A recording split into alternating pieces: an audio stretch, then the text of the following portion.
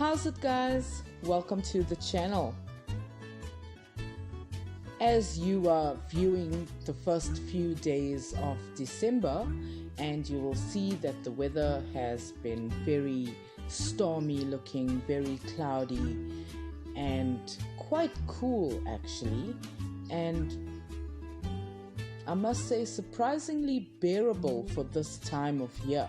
Usually it is a scorcher, blazing hot, and I must say this is a welcome change. You know, as I contemplate my observations over the last 2 or so years, I have come to so many realizations, and actually the flat earthers mantra of do your own research has helped me an extreme amount. I can't even quantify how they've helped me understand my position on the earth and what the earth is doing in relation to other objects I see in the sky. It is actually quite awesome to think about. And once again, I have to extend my gratitude to flat earthers. If they didn't spout their nonsense, I wouldn't have learned all the things. I comprehend the rotation of our earth.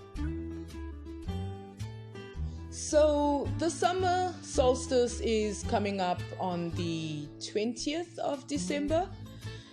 And that will bring me to my second full circle observation of the summer solstice.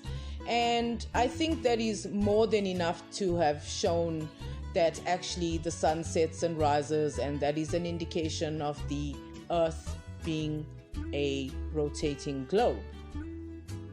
But a phenomenon much more extraordinary than the solstice is occurring on the 21st of December, when Jupiter and Saturn are going to appear as if they are one object.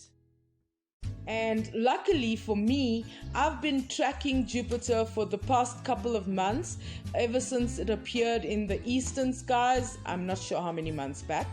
And after this phenomenon on the 21st, I will be making a full comparative video of Jupiter as I've tracked it from east, sort of like northeast actually, to southwest. It's gonna be awesome. Okay, so coming back to the summer solstice. My first solstice was last year's June winter solstice. Then I had the spring equinox, then last year's summer solstice, then we had this year's autumn equinox, this year's winter solstice. We've had the spring equinox in September, and now we are heading to the summer solstice again. Now my question always to flat earthers: what stops the sun at that point of south of west and makes it trek all the way back to north of west? You haven't given us an answer, because in reality it's the earth in its orbit around the sun, and the earth's orbit is slightly like stretched. It's not a perfect circle, and these positions in time, the solstices and the equinox, is when the earth sort of like turns a corner in its orbit around the sun. And you know, I quickly want to talk about the word set when we use it as in the sunset or the star setting or the moon setting. It's actually the earth rotating and those objects disappearing beyond the horizon. It only rises and sets because that's how we see it. But in reality, we are only seeing it like that because the earth is in constant rotation.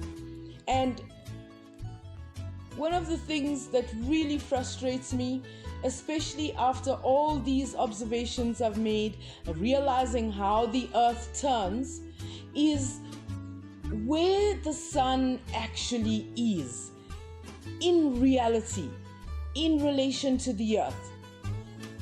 I, for the life of me, cannot visualize that. And it is because of the Earth's motion, making the sun look like it is moving and the Earth is still. But we know in reality that is not the case. It is that the Earth is in motion with me on it. I cannot do anything about it. And I just see the stuff as I go around and around. So I cannot gauge where the sun is. And together with that frustration is watching the stars like Voltans and Canopus and all these stars that are in the southeast, southwest range.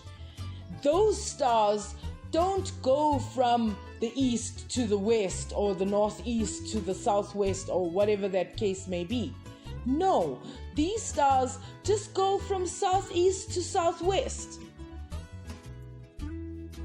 And it stays in that range no matter where the Earth is in its orbit around the sun.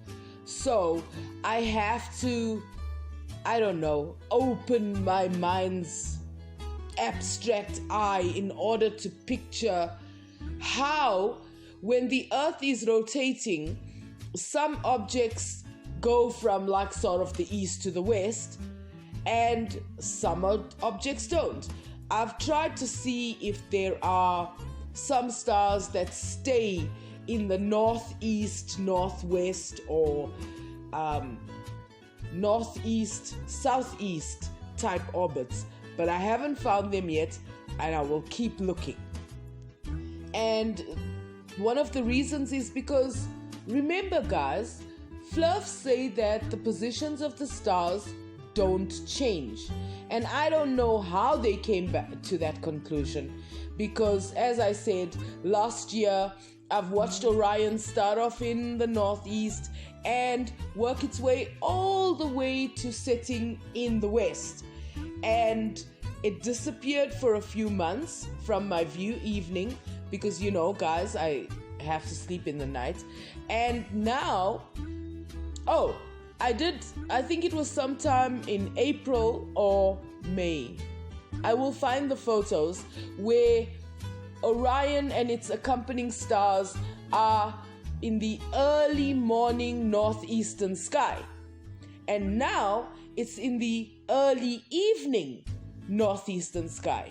So the positions of the stars definitely change, but not only because those stars have their own orbits and trajectories, but it's because the Earth firstly is rotating on its axis, and that rotation propels the Earth in its orbit around the sun, and that in turn makes us view the stars the way we do.